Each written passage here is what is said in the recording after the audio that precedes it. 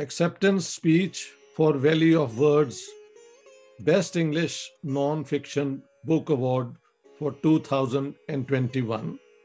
I am Ishtiaq Ahmed. Greetings from faraway Stockholm. I would like to express my heartfelt thanks to the jury and board of directors at the Value of Words, especially Dr. Sanjeev Chopra, for conferring upon my book, Jinnah, His Successes, Failures and Role in History, the English Best Non-Fiction Book Award for 2021, which includes generous prize money as well. The Value of Words vision furnishes a unique platform to writers to express themselves freely and dare question orthodoxies. I quote from it. Vision statement says, to look beyond the immediate, to place facts in perspective, to question the why, to engage in lateral thinking and explore options that have the potential of making the world a better place.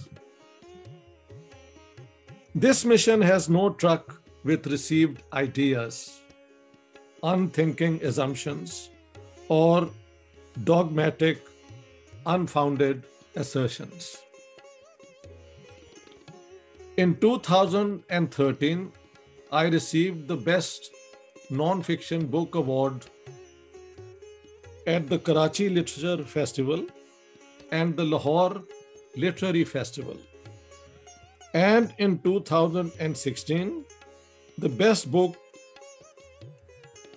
at the Baisakhi celebrations for my book, The Punjab Bloodied, Partitioned and Cleansed. The hundreds of first-person accounts which I presented depicted not only the debasement of humankind as Hindus, Muslims, and Sikhs attacked hapless members of the alleged enemy community, but also the magnificence of humankind as Hindus, Muslims, and Sikhs went out of the way, sometimes risking their own lives to save men and women of the so-called enemy community. The hardcore realism of South and the transcendental humanism of Krishna Chandra, both were confirmed by what transpired in those fateful days and months of 1947. I concluded from my findings that life is stranger than fiction. Indeed, a very small but profoundly learned and intellectual class of men and women of conscience exists in India and Pakistan, who defy the temptations of political expediency and instead encourage research to discover the truth about partition as objectively after all these years as is humanly possible. Therefore, winning such coveted prizes from both Pakistan and India feels like a unique achievement, and I wonder if anyone else has enjoyed such a distinction. I bow my head in gratitude and humility at this honor. For a long time, I had been wanting to explore the political career of the founder of Pakistan, Muhammad Ali Jinnah. The existing literature on him, popular and academic, is replete with myths and controversies. What I have sought to demonstrate in my study is that Jinnah was a key political figure, a man who transformed the idea of partition, peddled since the second half of the 19th century by communal thinkers and politicians, both Hindu and Muslim and even Sikhs, into a veritable political movement. Jinnah worked indefatigably towards the goal of creation of Pakistan until it was achieved.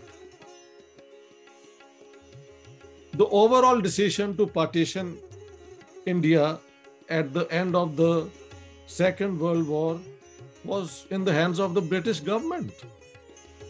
They decided at the last moment to divide the territory into the separate dominions of India and Pakistan.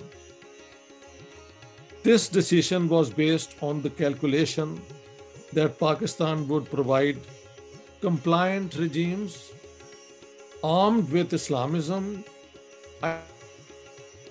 and Western military aid against the Soviet Union. India under Nehru, on the other hand, was expected to adopt an independent or neutral line in international politics. More importantly, I have shown that Ayesha Jalal's thesis that after 1939, Jinnah expended his skills at obtaining a 50-50 power sharing deal between two nations, Hindus and Muslims, within a loosely united India is academically untenable. If the usual rules and requirements of substantiating a thesis with convincing evidence are applied to her book, The Sole Spokesman, Jinnah, the Muslim League, and the Demand for Pakistan.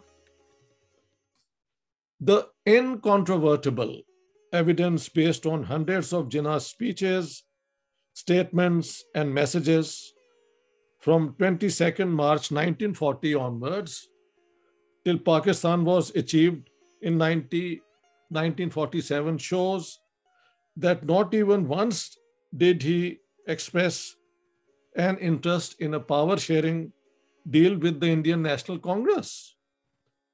In fact, he dismissed such a suggestion as Congress propaganda. Until the end of his life, he believed that the partition was the right thing to work for in the interest of Indian Muslims. Jalal has completely suppressed such overwhelming evidence available in the public domain, which contradicts her thesis. It is therefore a travesty of academic integrity to assert that the Indian National Congress, especially Jawaharlal Nehru, forced the partition on Jinnah. That such a thesis is considered authoritative by a section of the academia is a scandal. At the same time, I demonstrated in my study that Jinnah had no clear or consistent vision of Pakistan as a state and made contradictory pledges to the amorphous Muslim community of India, divided by sect and language, to win their support for Pakistan. His fabled 11th August 1947 speech, in which he proclaimed citizens would have nothing to do with the business of the state, was a one-time affair never to be repeated.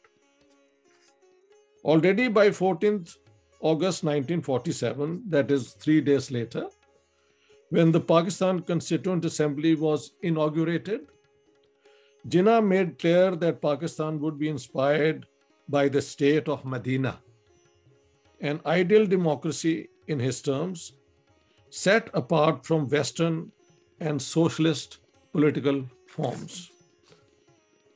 Pakistan had been won by its advocates in the name of Islam. Traditionalist conservative ulema playing a leading role in propagating that Pakistan would revive in letter and spirit the pristine state of Medina established by the Prophet Muhammad.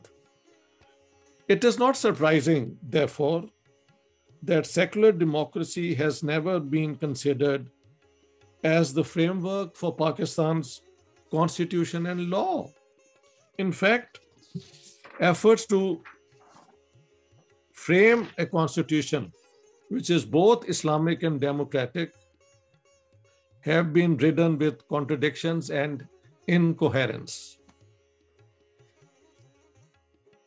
Regarding the value of words, commitment to making South Asia a better place for its peoples, I believe we need to address such a fundamental task in the humanist and non-conformist spirit personified by Lord Buddha, Bhagat Kabir, Guru Nanak, Shah, Mahatma Gandhi, Dr. Ambedkar, Abdus Sattar Iddi, and many others, in a spirit of healing wounded humanity. We should call into question majoritarian ideologies and violent practices currently prevalent in South Asian politics and make instead a strong case for a peaceful, progressive, cooperative region based on the SAARC Charter. The stark contrast between the obscene affluence of a few and the abject poverty, social degradation, and overall deprivation of the many in our region makes a mockery of the promises made at independence by the erstwhile elites: fairness, equality, and freedom to all. We need to work together to realize those forgotten promises, especially in the light of the knowledge we now have about global warming and other hazards arising from unbridled capitalism and industrialism. Regarding my future research plans, a book of mine, The Undivided Punjab's Contribution to Indian Cinema, should be published soon.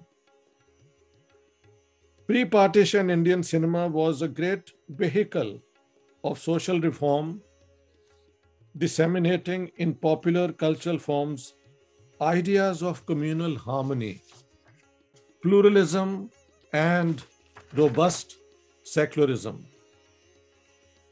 The book traces the contributions of Punjabis in all departments of the film industries at the three Hindustani language film centers of Lahore, Kolkata, and Mumbai.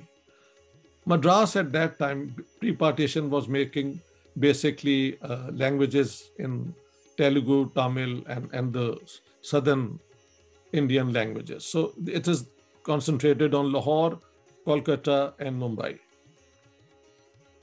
I have also agreed to write a 60,000 word book entitled Partition of India, Punjab, and Bengal: Who Did What and Why. It will focus primarily on the critical years 1945-1947. Many thanks once again of words committee for this noble and generous award. Thank you very much.